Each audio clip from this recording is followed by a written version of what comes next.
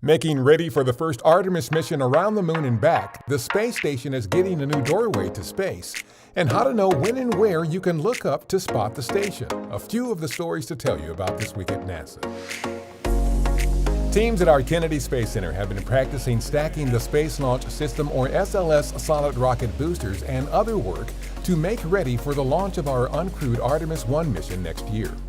Artemis 1 will be the first integrated round-trip flight test to the moon using the SLS, the Orion spacecraft, and the ground systems at Kennedy. There's more about the mission at nasa.gov/Artemis-1, including a map charting the mission's journey around the moon and back. The next SpaceX resupply mission to the International Space Station, targeted for December 5th, is scheduled to deliver a new doorway to space.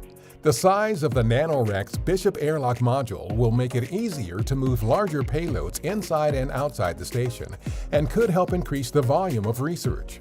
Bishop will be the first commercial airlock added to the space station, keeping in line with NASA's strategy to provide more opportunities for U.S. industry in low Earth orbit.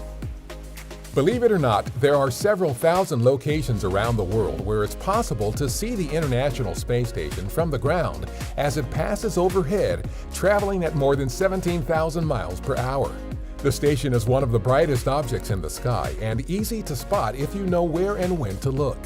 Visit spotthestation.nasa.gov for more details.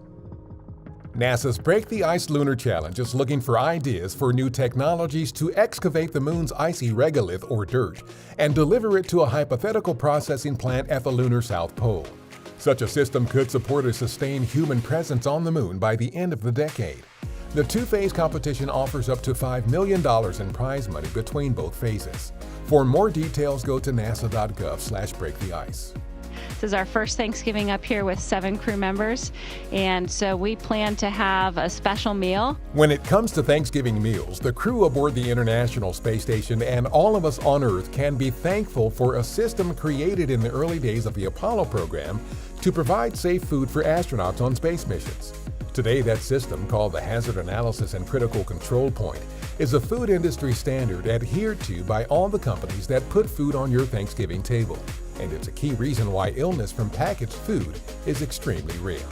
That's what's up this week at NASA. For more on these and other stories, follow us on the web at nasa.gov/twan.